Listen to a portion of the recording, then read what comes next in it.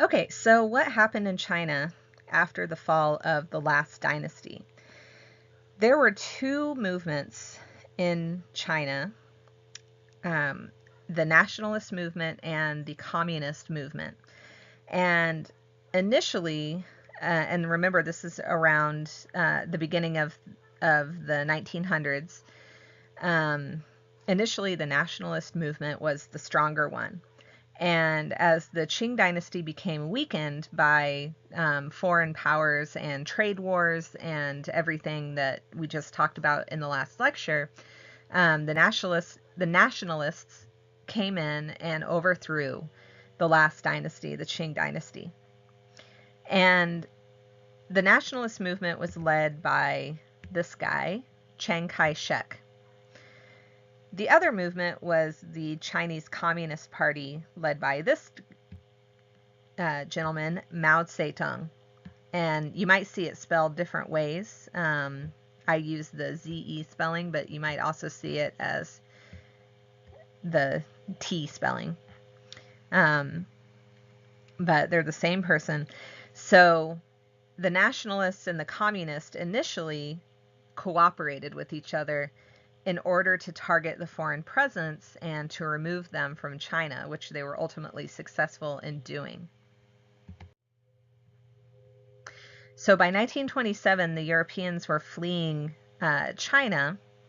They stayed in other areas like Southeast Asia much longer than that, but by 1927 they were fleeing China.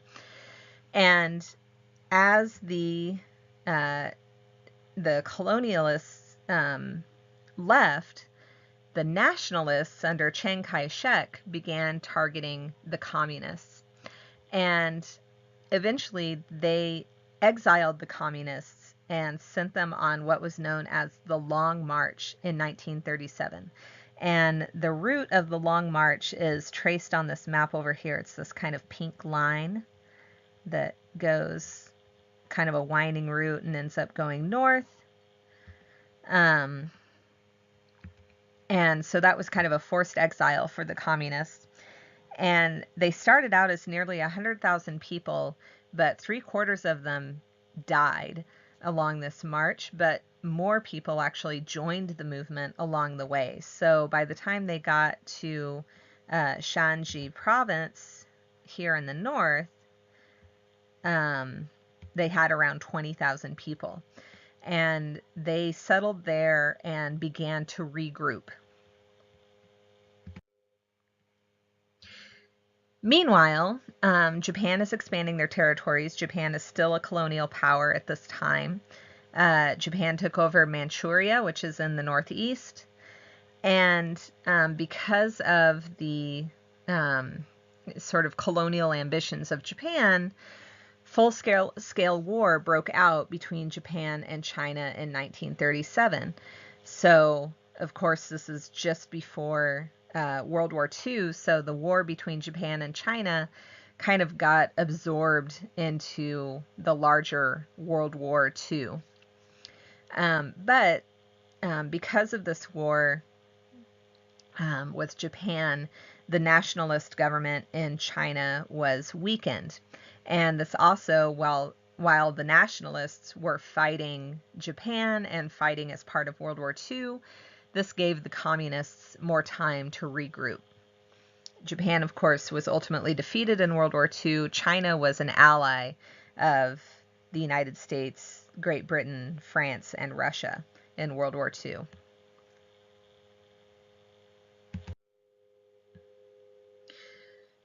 So, after World War II, you still have these two competing factions, and the communists kind of reemerged and challenged the nationalists for control of government. The United States recognized the nationalist government as the legitimate government of China and gave them military aid.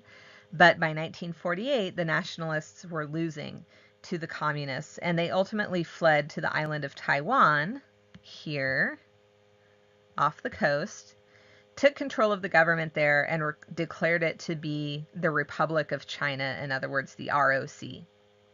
Okay. So at this time, the nationalists have taken over Taiwan, the communists have taken over mainland China, but the United States and most of the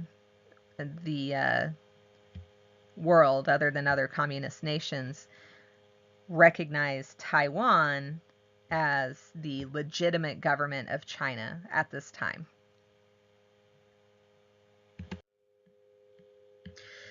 So on October 1st, 1949, Mao Zedong declares the mainland, which the communists have just taken over, to be the People's Republic of China. So you have the PRC on the mainland and the ROC on the island of Taiwan. Mao ruled from 1949 to 1976, and during that time he completely overhauled and changed Chinese society. So Mao, during his rule, attempted to repair China's weaknesses on several fronts, but he was very dictatorial and brutal, and any opposition to him was heavily suppressed. So Mao instituted communist rule in China, and he was receiving support and advice from other communist countries like the Soviet Union at the time. And so communism in China looks an awful lot like communism in other places like the Soviet Union, where land was confiscated from the wealthy, farms were collectivized. Mao put a lot of focus on rural development, but people couldn't own their own farmland. You had to work collectively on a farm for the good of the state, very similar to what was seen in Soviet Russia. Industry came under state ownership. That's a major feature of communism. There's no private industry. It's all under ownership of the state. And all able-bodied citizens were required to help build infrastructure. So anybody able-bodied in China had to work somewhere. You had to be building infrastructure. You had to be working on a farm. At first, these reforms were pretty successful. Starvation actually receded, health conditions improved, child labor was reduced, and literacy was being encouraged. But there were some stresses on the situation that were bound to cause fractures. Mao initially refused to impose a population policy because he saw it as a plot to constrain China's human resources. And as a result, population really exploded during his rule and stressed resources and stressed food supply. And this eventually led to China's one-child policy, which was instituted in 1979, where every family was only allowed to have one child.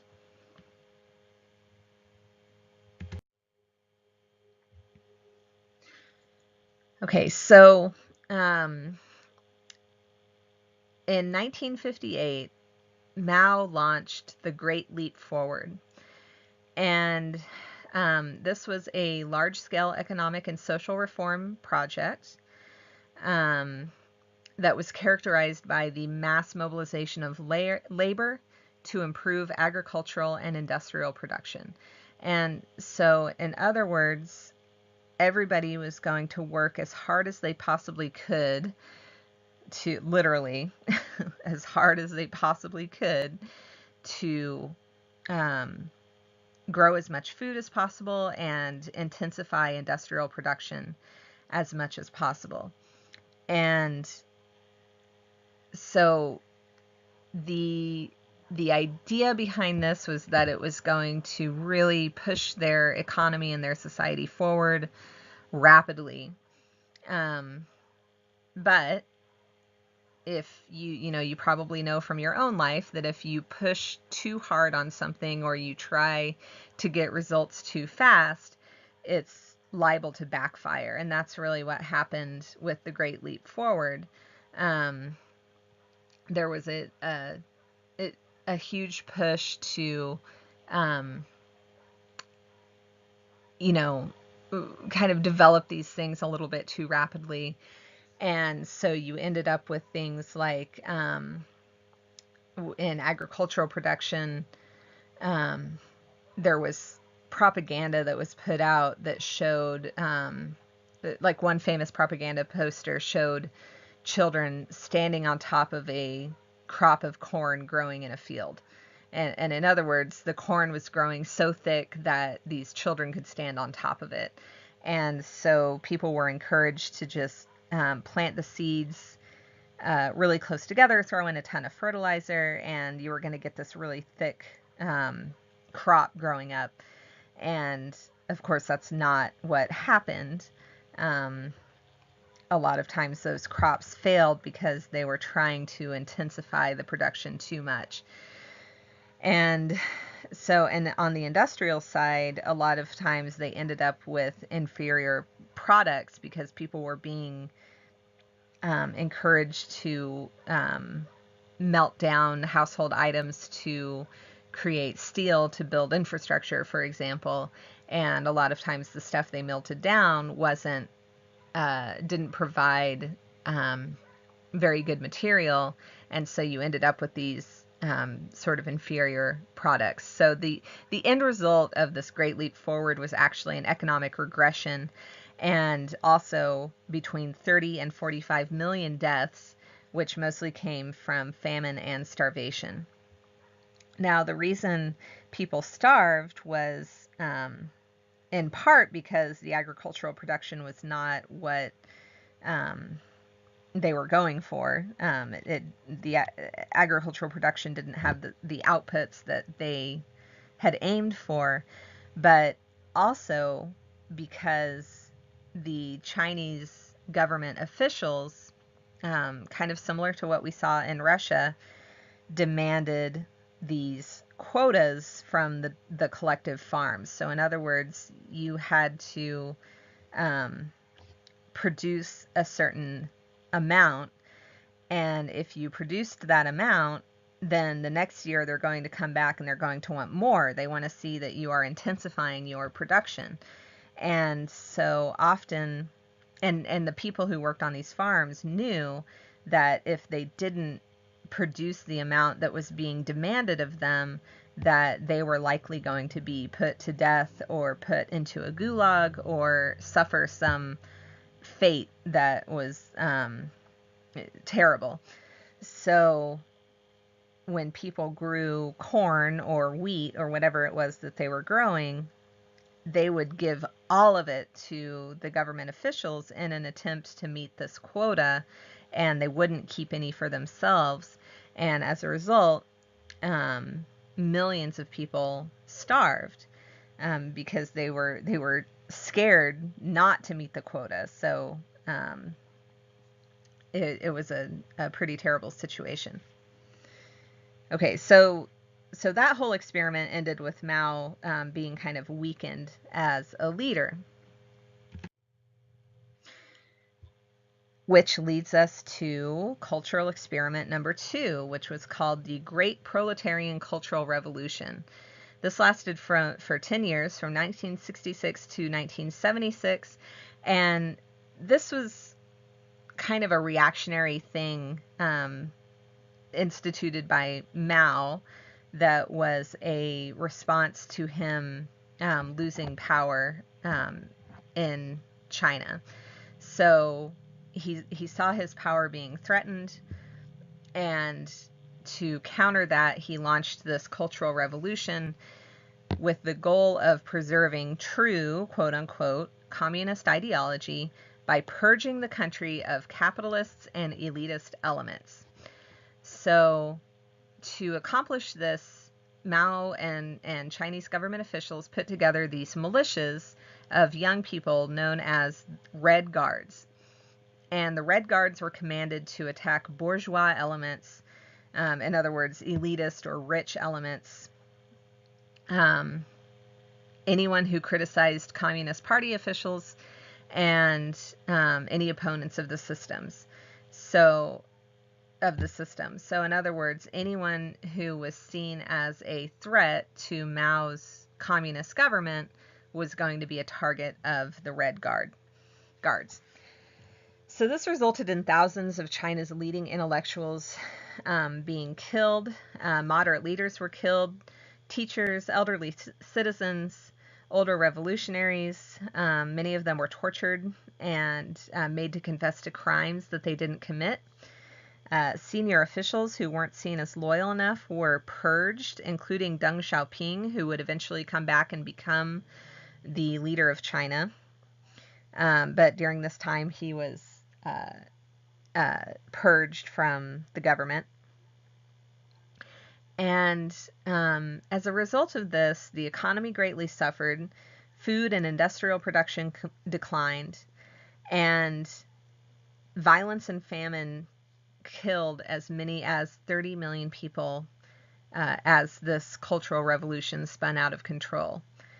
So that is at least 60 million people killed in a few decades in China between the Great Leap Forward and the Cultural Revolution.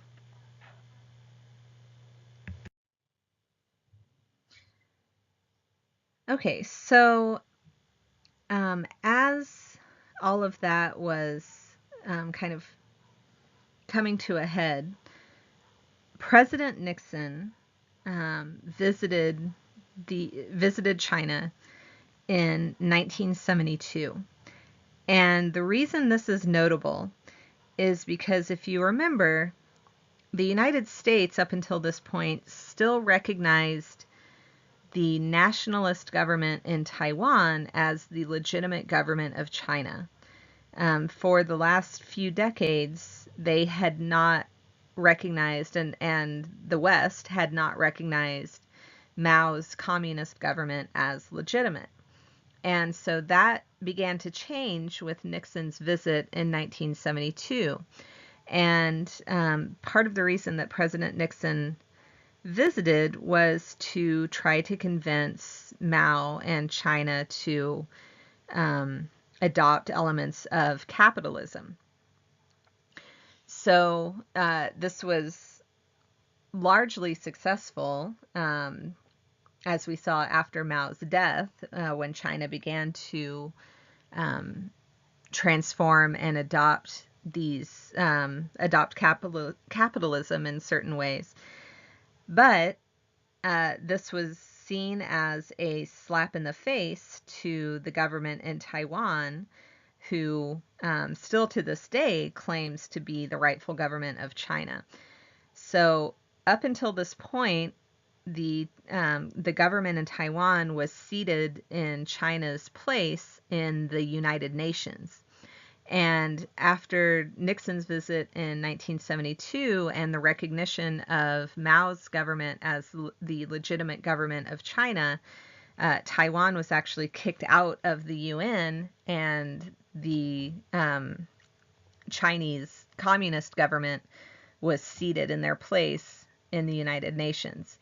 So that was a major slap in the face to Taiwan.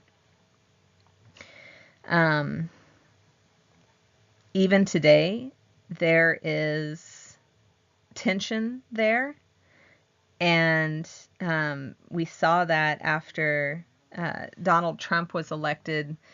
He accepted a call from the president of the government in Taiwan, which really ticked off China, mainland China, because they are now the recognized government of China. And so for President Trump to field that call from Taiwan was seen as a diplomatic error on his part. So there's still tension there between the two governments, and still claims to who is the rightful government of China. So but in the 1970s, this was a major transformation period for China. So Mao Zedong passed away in 1976. Deng Xiaoping, who, if you remember, was purged during the Cultural Revolution, he took over leadership of China. This is him in this picture here, and began instituting significant economic reforms. So one thing, and China remains communist, but one thing Deng Xiaoping did was to create a favorable environment for foreign investment and to support the growth of a manufacturing sector that was geared towards exports from China. He also decollectivized agriculture, kept wages low, but the standard of living generally was raised. And so he created the system where China basically remains communist, but they are still engaged in global capitalism.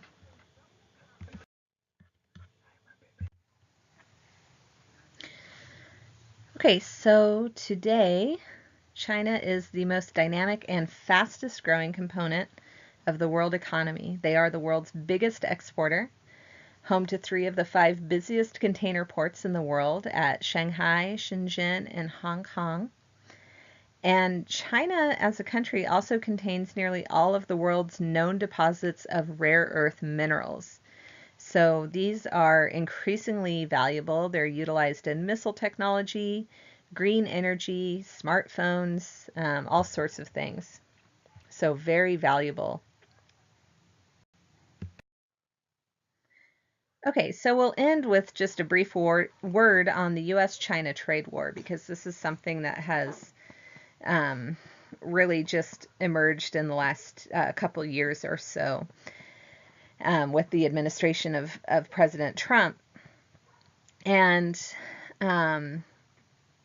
so politicians, even before President Trump came to power, politicians in the United States for a long time have talked about the trade deficit between the U.S. and China, and it is a large trade deficit. The U.S. buys many times more goods from China than China buys from the U.S. So in order to try to rectify that, President Trump imposed tariffs on billions of dollars worth of goods from China. China was the main target of the tariffs, but he also placed tariffs on goods from Canada, Mexico, and the EU. And those last 3 were kind of surprising because, of course, we have a free trade deal with Canada and Mexico. The EU is a major ally and trading partner, and so there was some criticism and scrutiny to the tariffs. But for, right now, just to focus on the tariffs on China, the goal of placing those tariffs was to cut the trade deficit that the U.S. has with China. And just to define those 2 terms that have stars next to them, tariffs are a tariff is a tax imposed on a good imported from another country. So you can think of it as a tax on imports.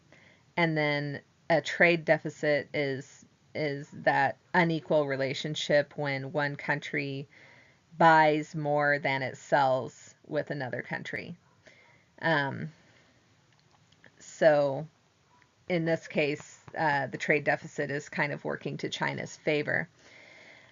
So in theory, the reason that President Trump imposed tariffs was to boost local industries in the United States by making imports more expensive. So you place a tax on goods being imported from other countries, and the theory is that then local businesses will start to look more attractive. In practice, there are a lot of disagreements about whether it really plays out that way. And I'm not an economist, so there's a number of different economic theories on how this works. But a couple of examples for how this really has played out in practice. One of the things that we've seen, so yes, goods coming into the United States are more expensive, but we have also seen retaliatory tariffs being placed by countries like China. So China imports quite a bit of their soybeans, a large amount of the soybeans that they consume from the United States. And I actually, in my other job with the Nature Conservancy, I work with the Soybean Growers Association, and